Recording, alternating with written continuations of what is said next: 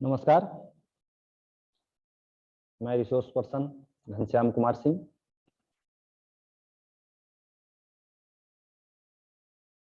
आज का जो मीटिंग है हम लोगों का, यह है स्किल से रिलेटेड, जो एडोलसेंस अर्थात किशोरावस्था में जो स्किल डेवलप होते हैं, उस स्किल के बारे में आज हम लोग जानेंगे कि जो डिसीजन लेने का एक जो कौशल होता है एडोलसेंस में, जिसको कि हम लोग किशोरावस्था कहते हैं, इस प्रकार यह एक जीवन का एक ऐसा मोड़ है जहां से बच्चे अनेक अलग अलग रास्ते पे चलने को मजबूर हो जाते हैं, चाहे वो किसी भी परिस्थिति में हो, चाहे वो संगति के कारण हो या फिर वो क्योंकि वो ऐसा इसलिए होता है कि वह एक ऐसा टीनेज, जिसको हम लोग बोलते हैं टीनेजर्स, एक ऐसा स्टेज है जहां से बच्चे अगर अच्छा मार्गदर्शन मिल गया तो वो बहुत अच्छा कर जाते हैं, अगर अच्छा मार्गदर्शन नहीं मिला तो बहुत सारी दिक्कतें आ जाती हैं। तो सबसे पहले हम लोग जानते हैं कि आखिर क्या होता है इसमें।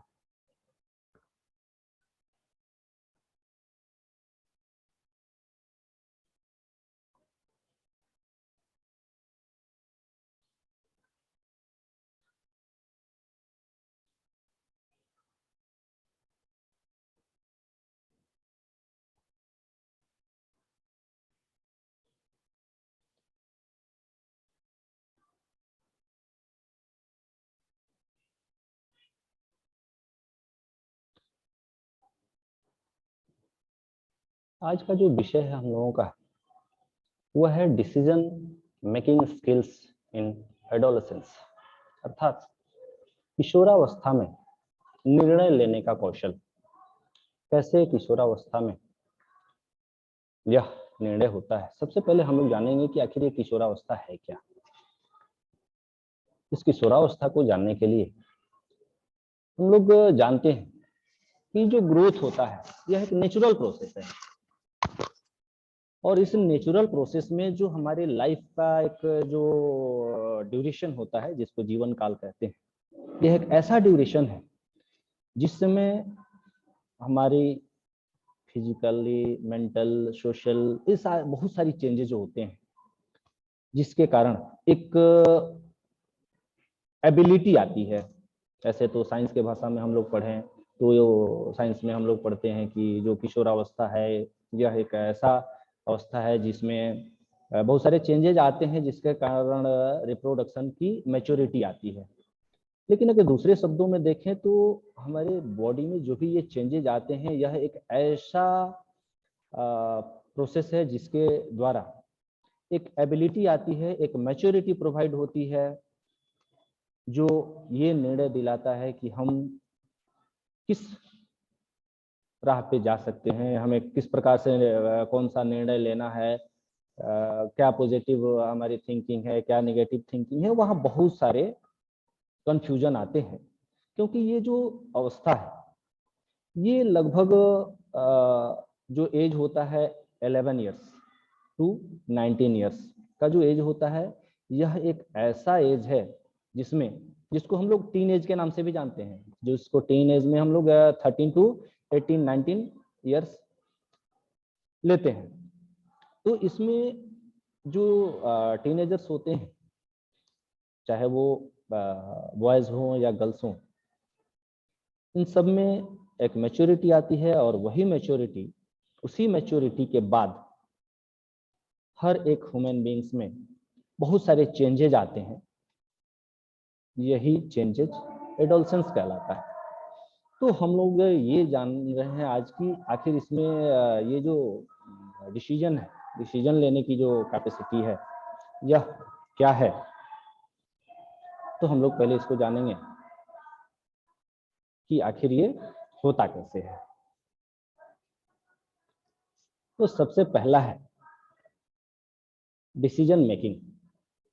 इसमें जब भी हम किसी एक बच्चे के रूप में अगर निर्णय लेने जा रहे हैं या निर्णय लेने के कौशल को सीखने का या अभ्यास करना शुरू करते हैं, तो ये जो हमारा स्टेज है एडोलसेंस, यह हम इसे युवावस्था भी कहते हैं, वयस्कता भी कहते हैं। इसके दौरान हम अच्छे से अच्छे निर्णय लेने की प्रक्रिया हमारी जो है वो सबसे महत्वपूर्ण हो जाती है, क्योंकि व्यक्तियों के जो बड़े होने पर जो भी जो किए गए निर्णय होते हैं, यह उनके शेष जीवन काल को प्रभावित कर सकता है। अगर बुरे फैसले के परिणाम उनके जीवन या उनके परिवार के जीवन पर पड़ता है तो उसका बड़ा प्रतिकूल प्रभाव डाल सकता है वो उनके पूरे जीवन में। तो इस तरह से हम लोग जो निर्णय लेते हैं और जो निर्णय होता है वह बड़ा ही इंपॉर्टेंट होता है। ये निर्णय जितना महत्वपूर्ण होगा, जो हमारा थिंकिंग स्किल है जिसको हम लोग सोच कौशल के लिए कहते हैं, वह कितना महत्वपूर्ण होना चाहिए, सबसे पहले हम लोग ये जानेंगे। तो इसमें सबसे महत्वपूर्ण है कि जो डिटर्मिनेशन होता है उसका इम्पोर्टेंस, यानी कि जो रिजल्ट का जो ड्यूरेशन है, उसमें निर्णय जो लिया जाता है डिसीजन, उसका इम्पोर्टेंस काफी महत्वपूर्ण होता है। सपोज कीजिए यदि आपका निर्णय बिल्कुल परिणाम अगर कोई लॉन्ग ड्यूरेशन का होता है, तो जो प्रक्रिया होगी वह ऐसी होगी, तो वो जो प्रक्रिया होगी वह अधिक समय व्यतीत करने वाली होगी, और उस दौरान जो निर्णय होंगे, जो निर्णय लिए जाएंगे, वह हर एक स्टेज में बिल्कुल सावधानी पूर्वक उसका पालन करना भी अनिवार्य होता है। क्योंकि जैसे एक शेड्यूल बनाया जाता है, वो शेड्यूल क्या होना चाहिए कि जो वेकअप है, कितने बजे जगना, फिर फ्रेश होना, ब्रश करना, फिर एक हर एक व्यक्ति का एक मेन्यू होता है कि हम ब्रेकफास्ट लेंगे तो ब्रेकफास्ट लेंगे तो क्या लेंगे, एक निर्धारण हो जाता है कब ले लेना चाहिए ब्रेकफास्ट, फिर भोजन, फिर लंच, फिर डिनर, सबका एक रूटीन, एक शेड्यूल बन जाता है, जो कि यह हम कहें तो बिल्कुल शॉर्ट ड्यूरेशन का होता है, शॉर्ट टाइम का होता है। लेकिन हम अगर बात करें एडोलसेंस का या फिर सेक्स मैच्योरिटी का, तो जो किशोरावस्था है या फिर किशोरों में की जो ये एक गर्भावस्था होती है, उसमें निर्णय लेने का जो आधार है वह जीवन भर का परिणाम हो सकता है, उसमें यही देखने को मिलता है। ठीक है, तो जो ये डिसीजन होगा यह रिगार्डिंग होगा टीन प्रेगनेंसी में हैव लाइफ लॉन्ग कॉन्सिक्वेंसेस, या फिर हम देखेंगे कि इनका जो संज्ञानात्मक सोच है, किस प्रकार का सोच होना चाहिए। अक्सर हम लोग देखते हैं, हम लोगों के घरों में भी बच्चे हैं, जैसे ही जब ये मैच्योर होते हैं, मैच्योरिटी आती है, तो धीरे धीरे जो थिंकिंग होता है वह चेंज होने लगता है, जो अट्रैक्शन होता है, जो अफेक्शन होता है, वह चेंज होने लगता है, जिसके कारण बहुत सारे बच्चे विचलित हो जाते हैं, बहुत सारी बहनें विचलित हो जाती हैं। तो यह एक ऐसा एज है जहां एक परफेक्ट स्किल का बर्न कराना अनिवार्य है, और यह जिम्मेवारी किसकी है? पेरेंट्स की हो सकती है, टीचर्स की हो सकती है, कि वो एक ऐसा स्किल डेवलप करे जिससे कि ये जो बैड इफेक्ट है, बैड अट्रैक्शन है, ये न आए। तो इसके लिए जो साइकोलॉजिकल इफेक्ट होगा, पहले उसका फीलिंग्स कराना हमें अनिवार्य हो जाता है उन बच्चों में, कि जो साइकोलॉजिकल इफेक्ट है वह क्या होना चाहिए। अगर बात करें हम फीलिंग्स की, तो अगर चाहे वो मेल कोई मेल मेंबर हो या फीमेल मेंबर हो, as a example like for हम लोग देखते हैं, कोई गर्ल्स को ही ले लेते हैं, तो कोई बच्चा अपने घर के किसी सदस्य को देखता है तो ये मेरी माँ है, ये मेरी बहन है, ये मेरे चाचा की लड़की है अर्थात बहन है। लेकिन जैसे ही वो सड़क पे निकलता है, कोचिंग में जाता है, विद्यालय से जाता है, तो उसके फीलिंग्स चेंज होने लगते हैं। तो वही जो साइकोलॉजिकल इफेक्ट है, वह साइकोलॉजिकल इफेक्ट, जो बैड इफेक्ट है, वो कैसे दूर हो, और जो डिसीजन है उनका, वो कैसा डिसीजन लें, इसे जगाना हम सभी का एक कर्तव्य है। अगर हम बात करें एक महान साइकोलॉजिस्ट जीन पियाजे, नाम भी सुने होंगे जितने लोग बीएड किए होंगे, जीन पियाजे का, उनका एक ये है कॉग्निटिव थिंकिंग स्टेज, ठीक ना, इसको हिंदी में कहते हैं संज्ञानात्मक सोच का एक स्टेज, चरण। तो ये कहते हैं इन्होंने 1896 से 1980 तक इन्होंने जो कॉग्निटिव स्किल को डिवाइड किया, जिसमें इन्होंने बताया कि जो स्किल डिसीजन जो लेने के बहुत सारी समस्याएं हैं, उनके समाधान को इन्होंने अलग अलग कुल 4 स्टेज में बांटा। He was making and problem solving into 4 stages. Number 1, sensory motor. ये सेंसरी मोटर क्या है? तो ये एक ऐसा स्टेज है जिसमें बात करें हम infants, toddlers make decision based on past experience and their senses. तो इसमें जो निर्णय लेने का और समाधान, उसका समस्या समाधान का जो हम बात करते हैं, तो इसमें जो भी शिशु हैं, बच्चे हैं, इनका अगर हम बात करें इनके स्किल का, इनके एक्सपीरियंस का, इनके सेंसरी नर्व्स का, तो ये डिपेंड करता है उनके ऐसे इंद्रियों पर जो निर्णय लेते हैं। जैसे हम लोग निर्णय लेने की बात करते हैं तो हम लोग कुछ खाने चलते हैं, तो हमारे टंग पे कुछ टेस्ट बर्ड्स होते हैं, जिसको हम लोग हिंदी में स्वाद कलियां कहते हैं।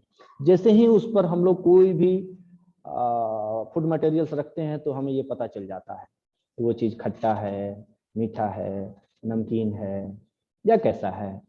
तो यह एक टेस्ट जो है, यह भी एक इंद्रिया है।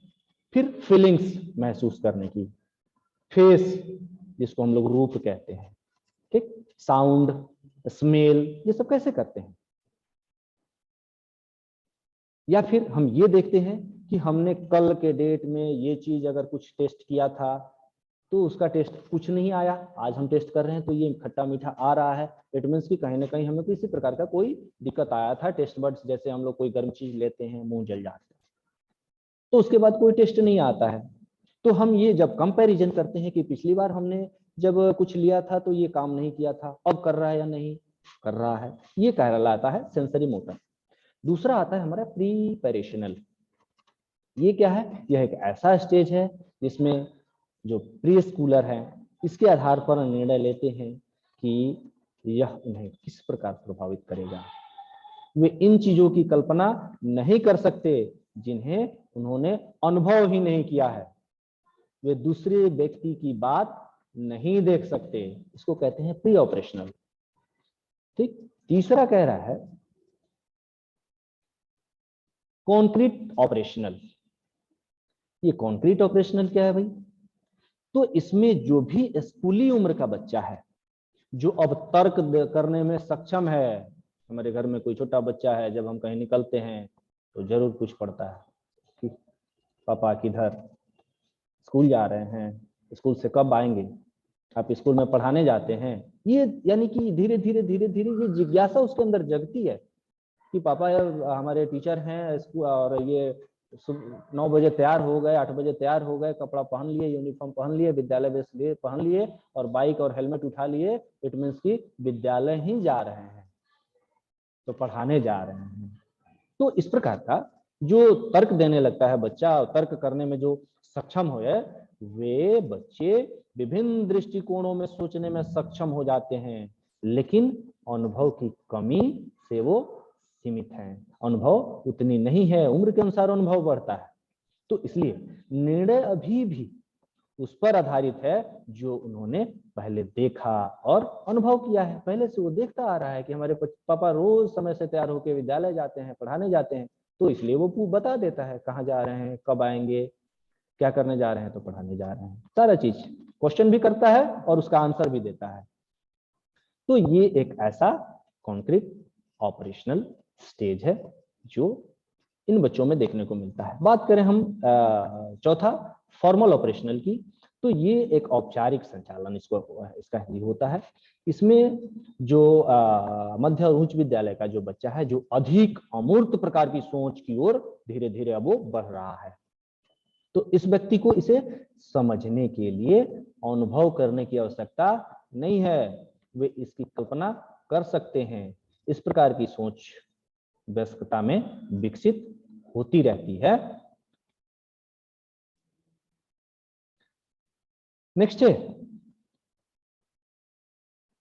कॉग्निटिव थिंकिंग स्टेज में कि कई ऐसे मनोवैज्ञानिक ने इस स्टेज को 5 स्टेज तक जोड़ा जो वयस्कता के दौरान विकसित होता है। व्यक्ति के जीवन के अनुभव, जो जीवन के अनुभव निर्णय लेने के इस स्तर को प्रभावित करते हैं, वो है 5वां पोस्ट फॉर्मल थिंकिंग, यानी कि औपचारिक सोच के बाद की सोच। ये क्या है औपचारिक सोच?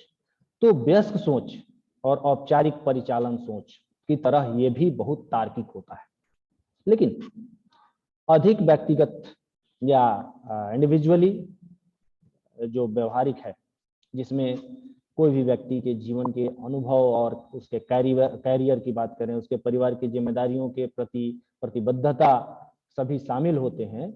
तो जब करियर या परिवार पर विचार किया जाता है, तो जो ये निर्णय होता है, जो डिसीजन होता है, जिसको हम लोग लॉजिकल डिसीजन, तार्किक विचार कहते हैं, निर्णय कहते हैं, ये हमेशा सबसे अच्छा निर्णय नहीं होता है। तो अच्छा निर्णय कैसे होगा, कैसे अच्छा निर्णय लिए जाएंगे? तो इसके लिए, अच्छे निर्णय के लिए क्या करना होगा? तो अच्छे निर्णय लेने के लिए आपके अच्छे निर्णय का उपयोग करना चाहिए। इसका मतलब है कि आपको अपनी पसंद के जो भी संभावित परिणाम को समझना होगा। यह माता पिता का काम है कि वे अपने निर्णय का उपयोग तब तक करें जब तक आप यह साबित नहीं कर देते कि आपके पास अच्छा निर्णय है। आपको अच्छा निर्णय लेने का कौशल सीखना होगा और हमको भी सीखकर उन बच्चों को बताना होगा, चाहे वो माता पिता के रूप में दें या फिर शिक्षक के रूप में दें। क्योंकि यह जो परिदृश्य है माता पिता और बच्चे के बीच का एक स्वाभाविक जो संघर्ष पैदा करता है। बच्चा स्वतंत्र निर्णय लेने के लिए संघर्ष करता है, जबकि माता पिता के बच्चे के परिपक्व होने तक नियंत्रण रखना चाहिए और जब तक वे निर्णय के परिणामों के लिए उत्तरदायी हैं। अब है कि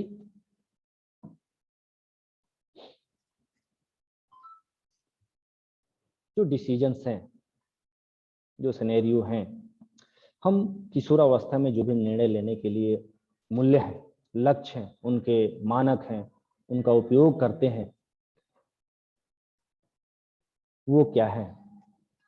तो सबसे पहले हम लोग जानेंगे कि यह मूल्य क्या है। ठीक, जिसको हम लोग वैल्यूएशन कहते हैं, ठीक ना। तो इसमें हम जो भी वैल्यूएशन वी यूज वैल्यूज का जो हम लोग प्रयोग करते हैं, ठीक, जिसमें हम लोग एक लक्ष्य का निर्धारण करते हैं, इसका उपयोग किस प्रकार से हम लोग करते हैं, इन सारी चीजों को जानने के लिए हम लोग देखते हैं कि आखिर ये मूल्य है क्या, कैसे हम लोग इसके लक्ष्य का निर्धारण करेंगे। ठीक, तो इसमें हम लोग जानते हैं कि ये मूल्य जो है, एक हम कह सकते हैं कि यह एक स्ट्रॉन्ग फेथ है। जिसको हम लोग कहते हैं वैल्यूज।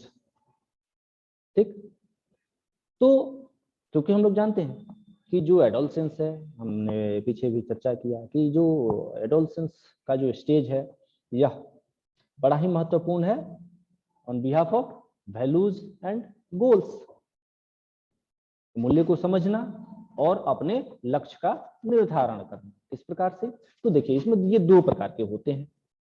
अगर हम बात करें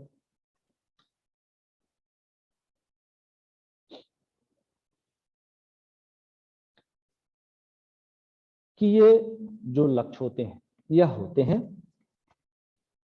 एक होता है इंटरनली जिसको आंतरिक कहते हैं, इसको हम लोग आंतरिक या मूल मूल्य हम कह सकते हैं, जो हमारा व्यक्तिगत गुण है जिन्हें हम बिल्कुल संजो के रखते हैं। और दूसरा होता है बाहरी। बाहरी मूल्य वे चीजें हैं जिन्हें हम किशोरावस्था में सार्थक मानते हैं या हमारे जीवन को दिशा देते हैं। अगर उदाहरणों में ये हम शामिल, यानी कि हम उसमें उदाहरण में शामिल हो सकें कि हमने किया क्या है। कर्म दो प्रकार के होते हैं, एक अच्छे एक बुरे, तारीफ दोनों में होती है। हम अच्छा कर्म करते हैं तो समाज में हमें काफी तारीफ मिलती है। कोई बच्चा अच्छा करता है तो उसे बहुत तारीफ मिलती है। सामने वाला पूछने को मजबूर हो जाता है, भैया आप किसके बच्चे हैं, कहाँ आप रहते हैं? और उसके बाद इतना तो जरूर पूछ देगा वो व्यक्ति, पढ़ते हैं? हाँ। कहाँ पढ़ते हैं? बच्चा वो जरूर रिप्लाई करेगा जहाँ पढ़ता है, जिस विद्यालय का नाम रखे, जिस विद्यालय में पढ़ता है। मैं सरस्वती विद्या मंदिर किशोरनगर महाराजगंज में पढ़ता हूँ।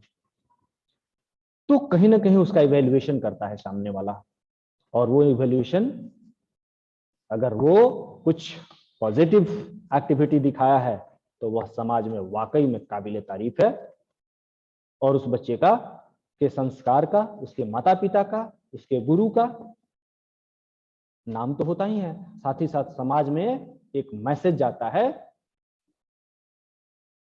कि कहीं ना कहीं संस्कार बाजार में नहीं मिलता, वो परिवार में या फिर विद्यालय में मिलता है। तो इसके लिए चाहे वो हमको, चाहे ये कोई काम से रिलेटेड नहीं है, ये वर्क से रिलेटेड नहीं है, वो हेल्थ हो सकता है, वो हमारी पॉपुलैरिटी हो सकती है, उसके अलावा हमारी लोकप्रियता, हमारा अच्छा स्वास्थ्य हो सकता है, हमारा एजुकेशन हो सकता है, हम अपने, अगर हम एक सच्चे सिपाही हैं तो हम कितने बड़े देशभक्त हैं, हम एक भारत के नागरिक हैं तो हम कितने जिम्मेवार देशभक्त हैं, हमारा दोस्त, हमारा परिवार, हमारी रिलीजियन जिसको हम लोग धर्म कहते हैं, जो कभी भी पैसे से नहीं खरीदी जा सकती है। दैट कैन मनी और the things money can buy, जो केवल पैसों से कभी नहीं खरीदी जा सकती, ये पैसे से खरीदी जा सकने वाली चीजें नहीं है। तो हम लोग इसको सीखते हैं। क्या सीखते हैं?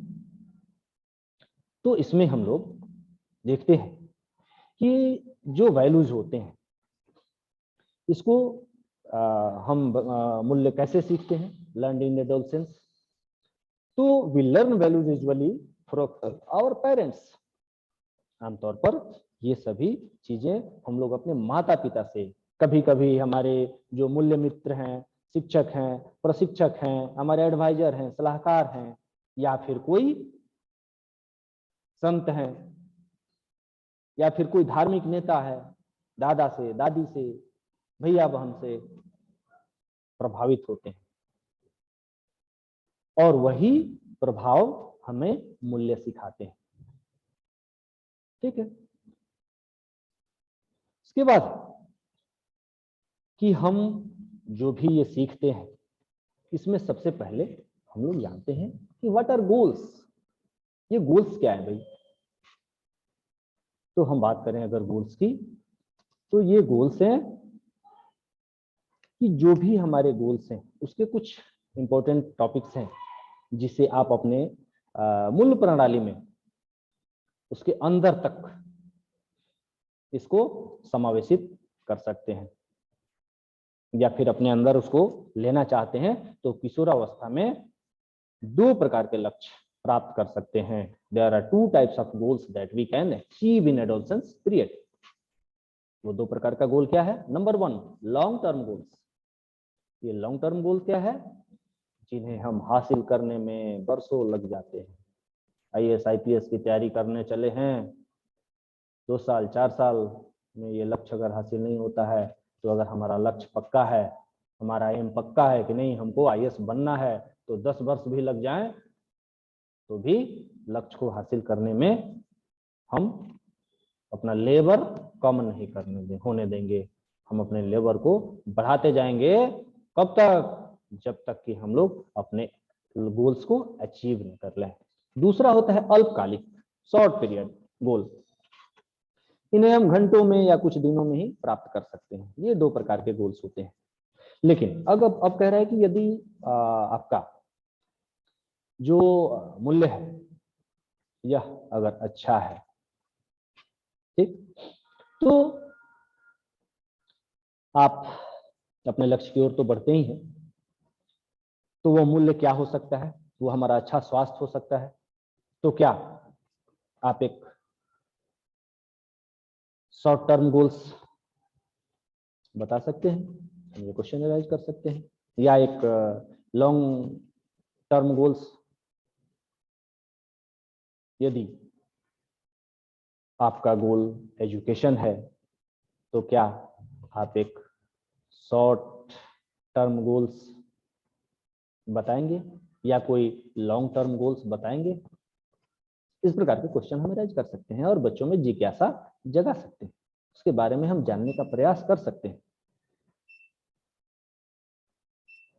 नेक्स्ट है कि इन लक्ष्यों को प्राप्त करने के लिए to achieve goals manage resources, ठीक, यानी कि लक्ष्य को प्राप्त करने के लिए जो संसाधन है उसका प्रबंधन हम कैसे करें।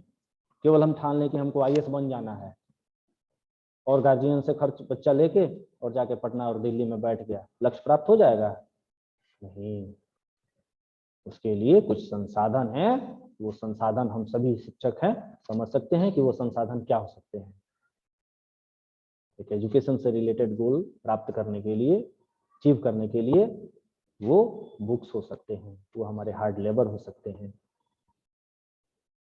तो अपने लक्ष्य तक पहुंचने के लिए जो भी हम लोग उपयोग करने के लिए जो भी संसाधनों का प्रयोग करते हैं, वह संसाधन मुख्यतः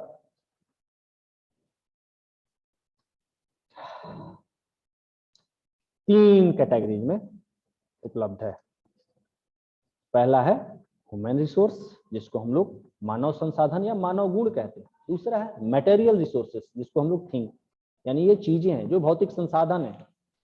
तीसरा है कम्युनिटी रिसोर्स, जो अवेलेबल टू मेनी पीपल, जिसको हम लोग सामूहिक संसाधन कहते हैं। ये संसाधन कई लोगों के लिए हो सकता है और उपलब्ध भी है।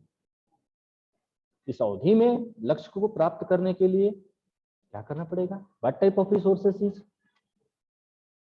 ठीक, तो वो हो सकता है, देख सकते हैं हम लोग, मनी। दूसरा हो सकता है यूनिवर्सिटी लाइब्रेरी। तीसरा हो सकता है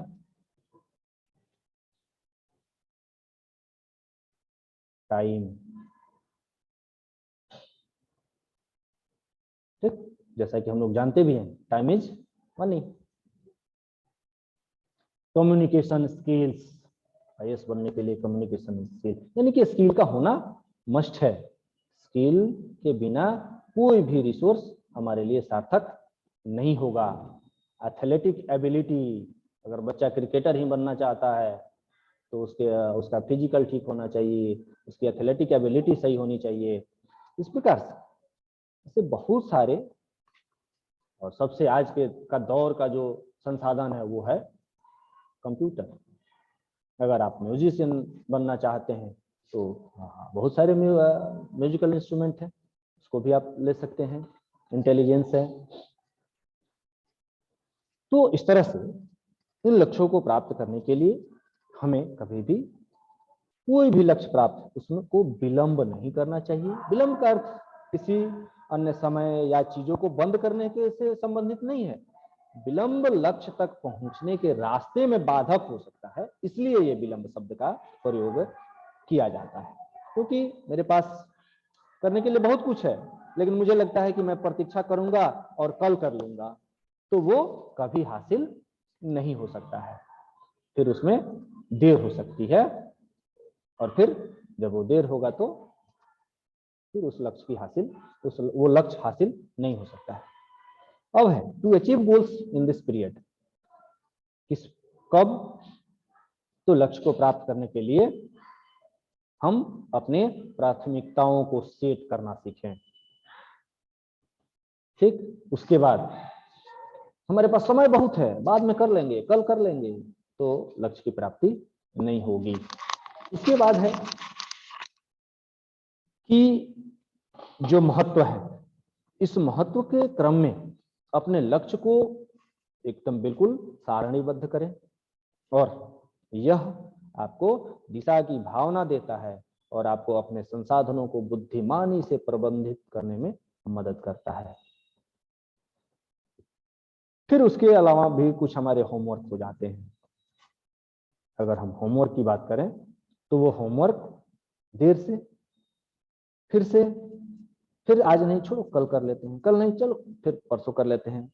तो सबसे पहली चीजें जो होती हैं वह होता है रिडल्सेंस का, जिसमें कुछ मानक होते हैं, कुछ गोल्स होते हैं, जिसको सेट करने पड़ते हैं कि हम कैसे इन मानकों को सेट करें। और homework, let again, first things first young man, तो दैट इज वेरी क्रिटिकल, काफी क्रिटिकल हो जाता है, क्योंकि ये जो मानक होते हैं ये एक बॉर्डर, या हम उसको कहें कंडीशन, या फिर हम कहें उसको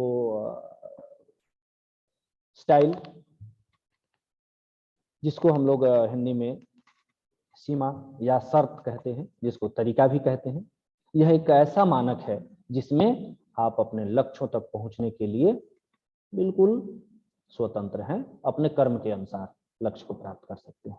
अगर हम इन मानकों को मौखिक रूप से व्यक्त करने में अगर समय लगता है तो आप शब्दों का प्रयोग करते हैं। जैसे अगर सपोज कीजिए कि लक्ष्य निर्धारण को प्रभावित करने वाले जो 4 कुछ कारक हैं, वो कारक होते हैं क्या? वो 4 कारक होते हैं कि हम इंडिविजुअली रूप से कैसे जुड़ें, व्यक्तिगत रूप से कैसे जुड़ें, ठीक, या फिर जो हमारी इंडिविजुअल नीड्स हैं, व्यक्तिगत जो जरूरतें हैं, वो व्यक्तिगत जरूरतें हमारी लक्ष्य को पूरा करने में हमारी मदद करती हैं या कर सकती हैं। जैसा कि अगर हम बात करें, अब्राहम मास्लो ने सिद्धांत दिया था कि मनुष्य की जो भी बुनियादी जरूरतें होती हैं, Abraham Maslow theorized human beings have basic needs, physiological needs include food, shelter, air, clothing, etc. We need to feel safe and loved. We need to feel worthwhile. We need to feel like we are fulfilling our potential. यानी कि कहने का अर्थ ये है कि जो भी मनुष्य की बुनियादी जरूरतें हैं, चाहे वो शारीरिक आवश्यकताओं में भोजन हो, शेल्टर हो, एयर हो, ड्रेस हो आदि, ये सभी शामिल हैं, और हमें सुरक्षित और प्यार महसूस करने की आवश्यकता है, हमें सार्थक महसूस करने की जरूरत है, हमें यह महसूस करने की जरूरत है कि हम अपनी क्षमता को पूरा कर रहे हैं। इन चीजों को जानना आवश्यक होता है, जैसे कि स्टीम, लव, सेफ्टी, फिजियोलॉजिकल, तो ये सारी जो हमारी बेसिक नीड्स हैं। उसके बाद धीरे धीरे हमारी आवश्यकताएं बढ़ती जाती हैं। एक अच्छा सा बंगलो हो जाता, एक बहुत सुंदर सा गाड़ी हो जाता, फिर अगर हम बात करते हैं महिलाओं में, ये ऑर्नामेंट्स हो जाता, ये गोल्ड है, काश ये डायमंड का होता, आज टी शर्ट पहने हुए हैं, कल शॉर्ट वगैरह पहन के और ब्लेजर लगा के तब चलेंगे। तो धीरे धीरे ये जब आवश्यकताएं बढ़ने लगती हैं और हमारी जो डिसीजन है ये इन्फ्लुएंस होने लगते हैं, तो यानी कि कहने का अर्थ ये है कि हमारा गोल कहाँ भटक जाता है, कि अगर हम अपने लाइफ को सिक्योर करने के लिए अगर कोई गोल बनाए हुए हैं और उस चीज से हम भटक जाते हैं, एक मर्सिडीज कार हो जाती, बाइक है 4 व्हीलर हो जाता, 4 व्हीलर ये है थोड़ा इससे अच्छे दाम का उच्च कैटेगरी का हो जाता, थोड़ा स्टैंडर्ड हो जाता, तो धीरे धीरे धीरे धीरे यह जो हमारी आत्मा का जो अवधारणा है यह धीरे धीरे प्रभावित होता है। और जब ये प्रभावित होगा तो कहीं ना कहीं जो हमारे इंडिविजुअल वांट्स हैं ये धीरे धीरे बढ़ते जाएंगे, और जब बढ़ेंगे तो कहीं ना कहीं हमारी जो आत्म अवधारणा है उसको निर्णय लेने में ये प्रभावित कर सकती है। क्योंकि अगर हम अपने आप को कम आत्मसम्मान या एक नकारात्मक आत्म अवधारणा अपने निर्णय को धूमिल कराने के लिए हमारा पर्याप्त है, और जो खराब निर्णय ले सकता है, जो कि इन एडोलसेंस में प्रमुख समस्याओं का सामना करना पड़ेगा। उस समय की तलाश करें। हालांकि आत्मविश्वास और एक सकारात्मक आत्म अवधारणा किशोरावस्था की अवधि में अच्छे निर्णय लेने के कौशल का आधार हो सकती है। वो आधार क्या क्या हो सकता है, इसे हम लोग जानेंगे कि वो आधार क्या क्या हो सकता है।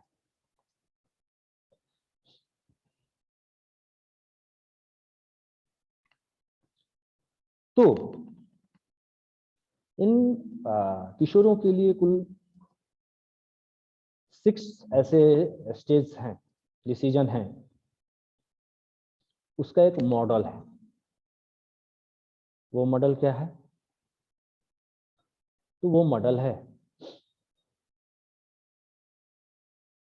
किए जाने वाले निर्णय की पहचान कैसे करें। हम जो भी हम निर्णय लेते हैं उसका पहचान कैसे करेंगे, हम यह कैसे जानेंगे कि वह निर्णय हमारे लिए कैसा साबित होगा। उसके अलावा जो भी विकल्प है उस विकल्प को तराशेंगे कि उसको पहचानने के लिए हमारा विकल्प क्या हो सकता है, हम कैसे पहचानेंगे उस विकल्प को।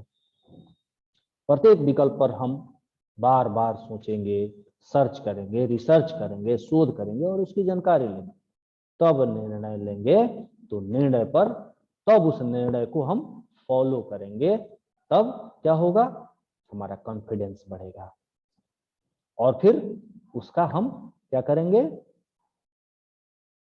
मूल्यांकन करेंगे। Confidence however and a positive self concept can be a foundation for good decision making skills in the adolescence period।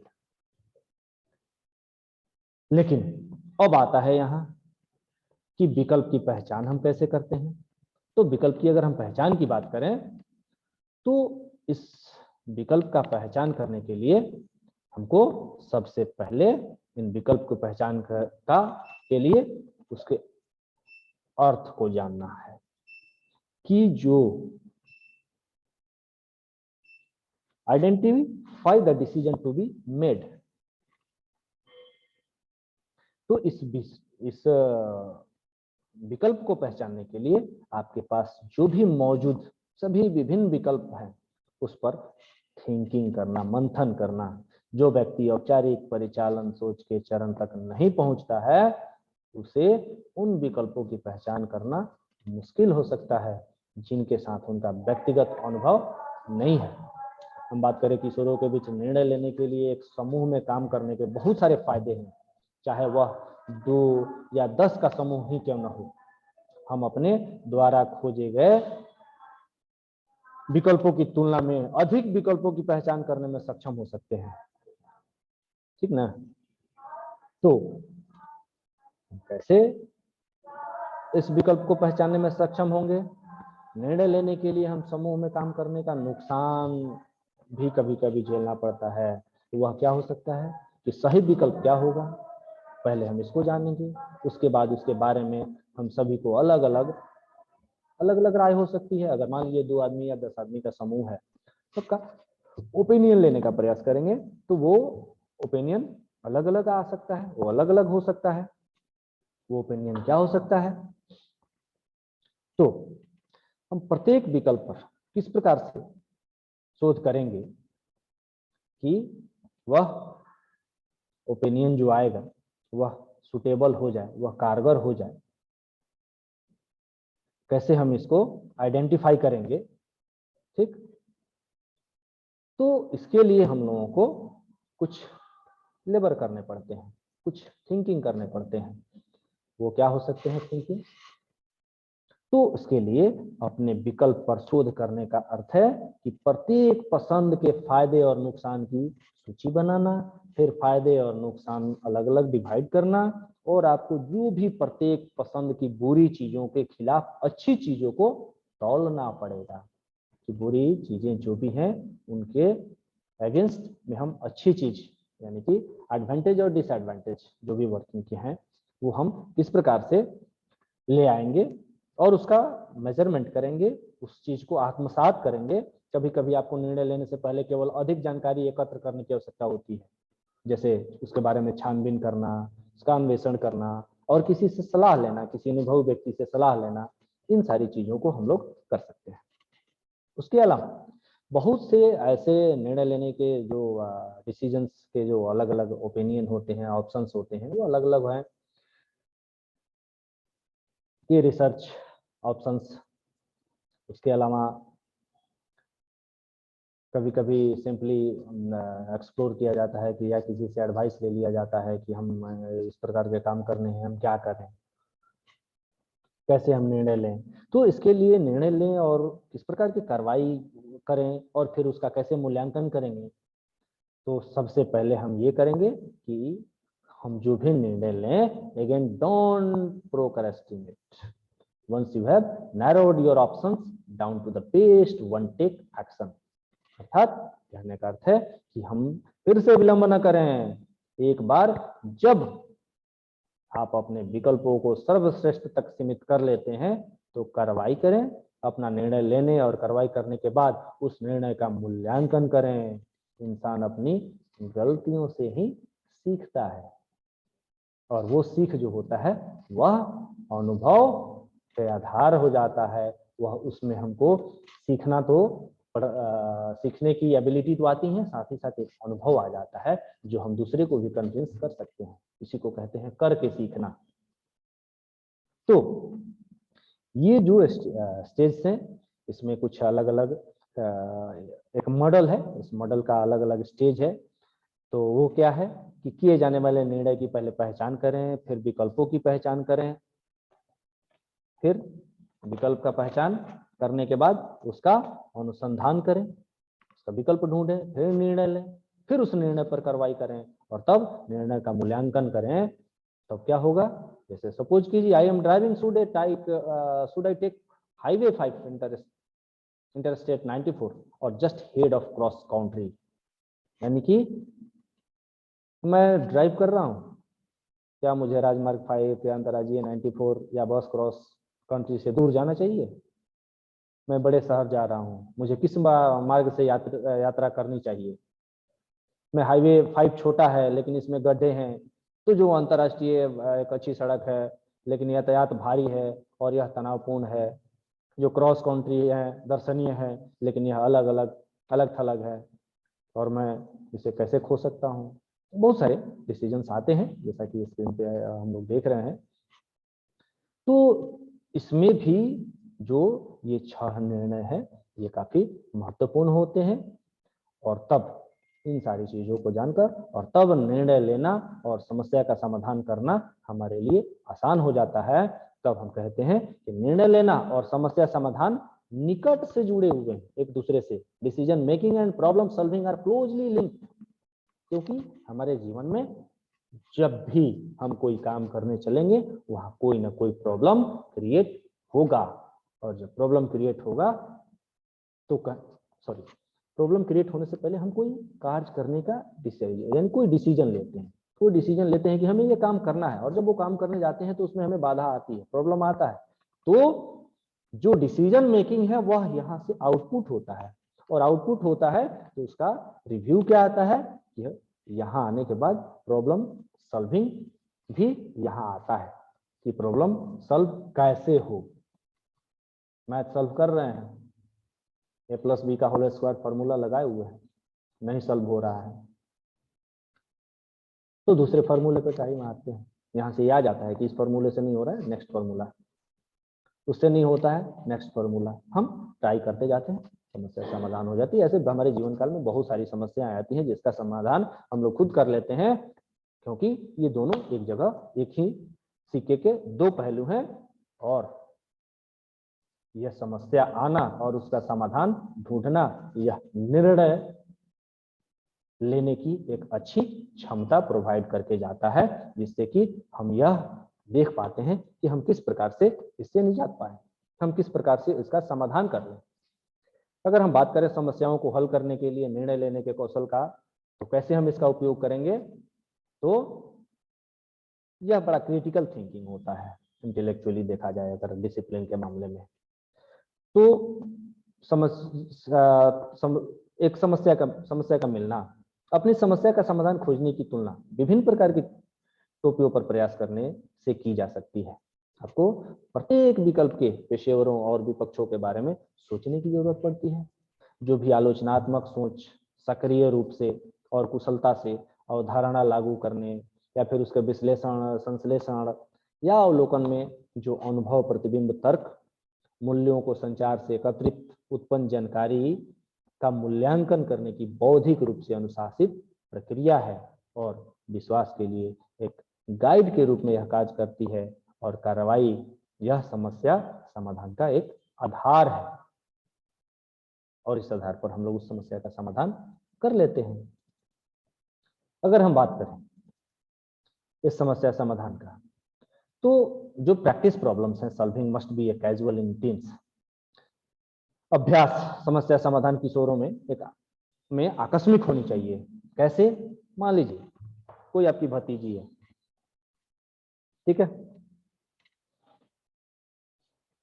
और उसको मस्कुलर डिस्ट्रॉफी है, और यह एक बिल्कुल हम क्या कहेंगे इसको, एक ऐसा डिजीज है, डिजेनरेटिव अपक्षयी जिसको बोलते हैं।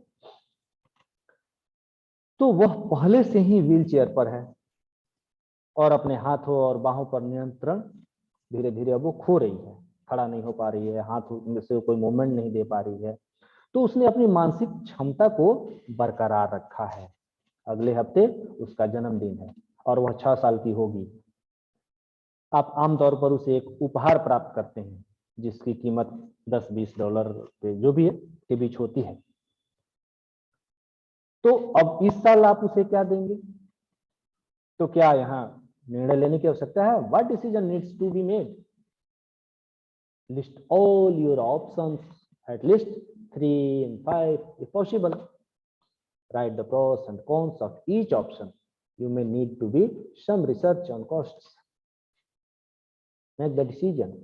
तो इस तरह से जो भी आपने विकल्पों की सूची बनाई, यदि संभव हो तो कम से कम 3 से 5 विकल्प की सूची बना लीजिए। प्रत्येक विकल्प के पक्ष विपक्ष को लिख लीजिए।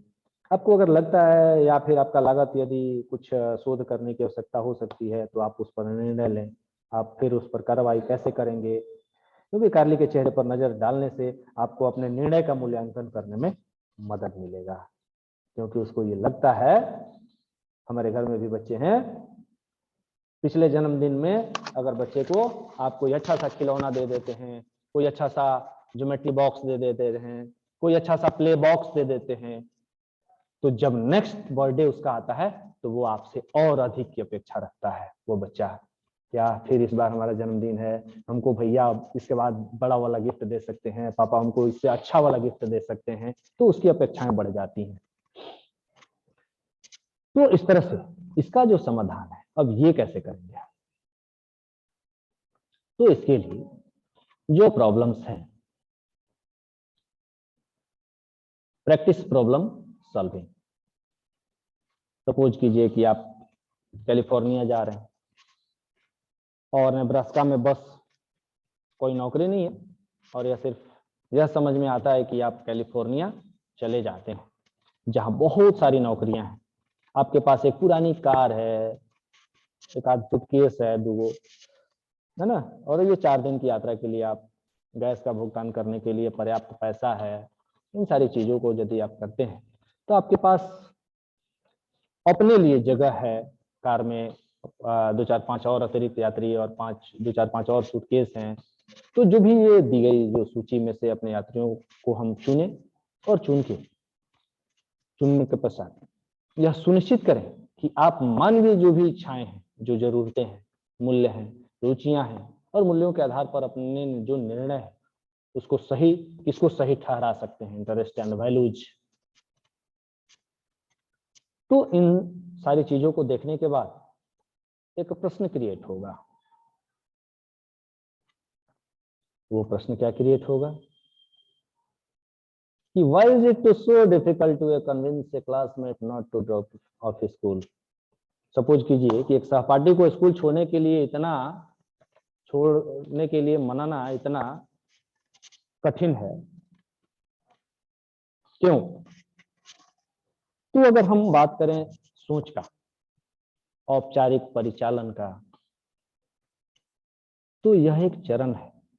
यह तब तक पूरी तरह से विकसित नहीं हो सकता है जब तक कि वे बड़े न हों और वे उन परिणामों को समझने में सक्षम न हों जिन्हें उन्होंने अभी तक व्यक्तिगत रूप से अनुभव नहीं किया है।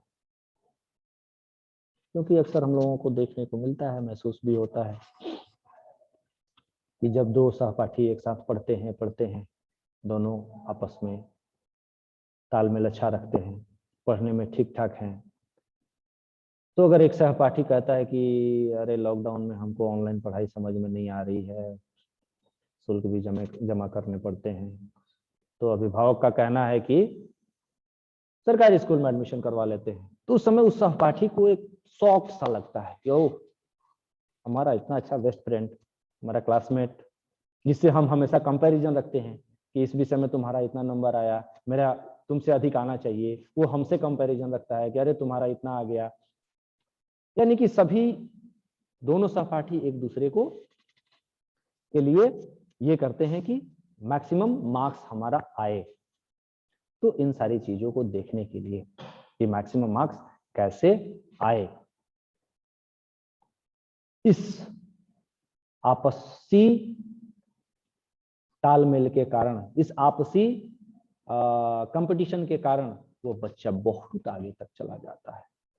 दोनों में इतनी एबिलिटी आ जाती है कि हम कितना अधिक से अधिक परिश्रम करें, पढ़ाई करें कि हमारा नंबर हमारे मित्र से अच्छा है।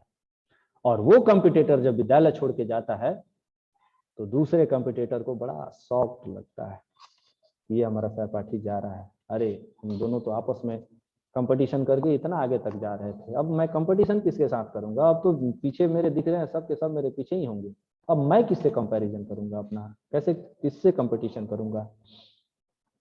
उसके बाद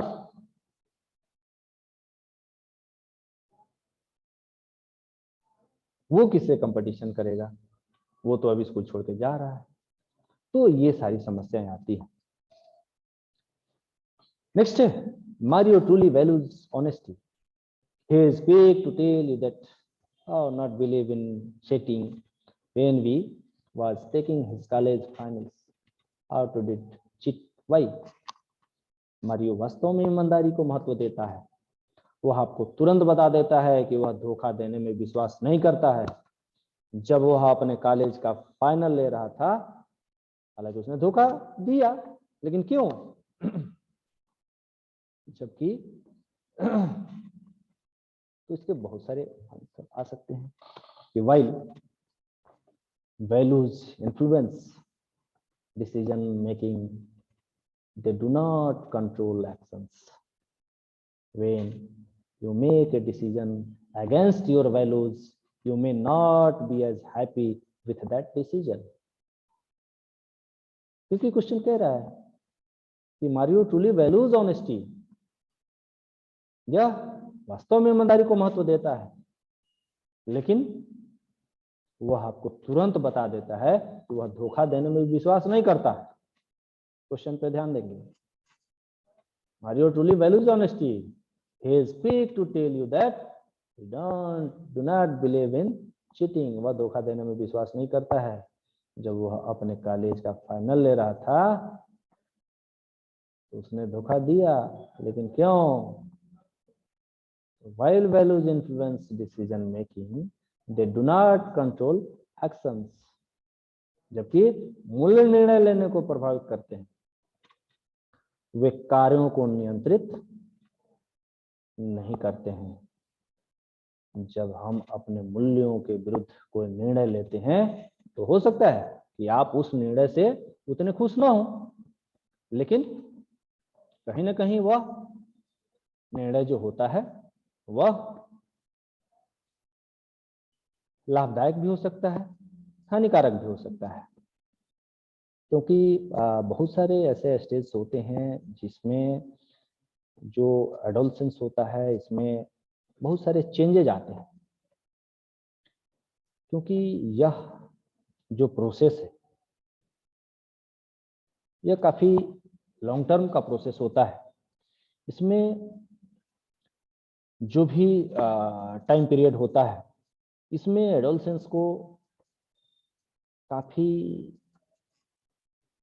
कठिनाइयों का सामना भी करना पड़ता है। बच्चा पढ़ रहा है, क्लासमेट अगर उसका स्कूल छोड़ दिया, उस दिन से उसकी पढ़ाई बाधित होने लगती है। मेंटली उसके ऊपर इफेक्ट पड़ता है कि हमारा सहपाठी जिसके साथ हम कंपटीशन से पढ़ाई करते थे, वो अगर चला जाता है तो अब वो लापरवाह हो जाता है। उसका कारण क्या होता है कि अब हमारे दूर दूर तक कोई कंपैरिजन करने वाला हमसे है नहीं, तो सभी हमसे डल है। तो ये उस बच्चे के मन में ये भाव आता कैसे है कि वो सभी, हम जितने भी ये विद्यार्थी हैं हमारे साथ पढ़ने वाले, वो सभी हमसे डल है। तो डल है, क्यों डल है? इसके लिए थोड़े से जिम्मेवार हम भी हैं। हम शिक्षक क्यों जिम्मेवार है? यहाँ फिर एक क्वेश्चन बनता है कि हम क्यों जिम्मेवार हैं। हम सभी जानते हैं कि विद्यालय में पढ़ने वाले जो भी इंटेलिजेंट स्टूडेंट्स हैं, वो हमेशा आगे बैठने का प्रयास करते हैं और आगे बैठते भी हैं। और खासकर वो बच्चे बहुत इंटरेस्टेड होते हैं कब? जब उसका कोई favourite subject teacher favourite subject लेकर आता है, तो पहले से ही वो बड़ा एग्रेसिव रहता है, क्योंकि वो घर पे पढ़ाई करके आता है रिप्लाई कर देने के लिए। और गुरुजी के मुंह से प्रश्न निकला नहीं कि आंसर के लिए वो पता हाथ तैयार रखता है, हैंड स्टैंड करता है, हाथ उठाता है। तो जो हाथ नहीं उठाता है उसके ऊपर हम लोग भी ध्यान नहीं देते हैं। हमारा ध्यान भी उसी के ऊपर जाता है जो ब्रिलियंट बच्चा हमारा आंसर देने के लिए हाथ उठा दिया, लोग गए पढ़ाने। What is adolescence, what do you know about adolescence? बच्चा हाथ उठा देगा, वो पढ़ के आया है, वो जानता है, और हमें भी पता है कि वो जानता होगा। हम उसी को खड़ा करा देते हैं और वो अपना आंसर पुट करता है हमारे सामने। पीछे वाला बच्चा उसको नहीं सुनता है कि उसने क्या आंसर दिया। अगर हम शिक्षकों की मोनोपोली ये हो जाए, मेंटेलिटी ये हो जाए कि ये तो जानता है तभी तो हाथ उठाया है, जो हाथ नहीं उठाया है हम उसको खड़ा कराएंगे, उससे पूछेंगे, उसके अंदर जिज्ञासा भरेंगे कि इस प्रश्न को तुमने क्यों नहीं समझा, उस कारण को जानने का प्रयास करेंगे। उसका एक्सप्रेशन देख के हम समझ जाएंगे कि वो बच्चा नहीं जानता है, वो घबराया हुआ है। अगर हम उसके पास चले जाते हैं तो तुरंत हम उसको सांत्वना देंगे। घबराने की आवश्यकता नहीं है भैया, आपको मैं आपको बताने आया हूँ, आप खड़े होइए। आप सही नहीं जानते, कोई दिक्कत नहीं, आप गलत जो जानते हैं वही बताइए। अगर उससे गलत ही जवाब लेकर हम और तब उसको समझाने का प्रयास करते हैं तो वो बच्चा के अंदर जिज्ञासा बढ़ जाती है कि अरे ये तो बड़ा शॉर्ट आंसर था, गुरुजी ने तो बड़ी शॉर्ट में इसको बता दिया। ओह काश हम पढ़े होते तो इसको जान जाते हैं, ये तो हम आराम से आंसर दे सकते थे। गुरुजी ने हमको पीटा भी नहीं, हमने तो गलत जवाब दिया, लेकिन सही आंसर तो एकदम बिल्कुल शॉर्ट था। तो वो उसके अंदर जब जिज्ञासा होगी तो वह क्या करेगा? उस चीज पे ध्यान देगा, और ध्यान देने के बाद वह क्या करेगा? उसको आत्मसात करेगा, और आत्मसात करके फिर पूर्ण रूप से तैयार करके हमारे सामने आएगा। That's all. आप सभी को बहुत बहुत धन्यवाद। आप सभी ने अपना महत्वपूर्ण समय देकर हमें सुना, के लिए हम आप सभी के शुक्रगुजार हैं। धन्यवाद।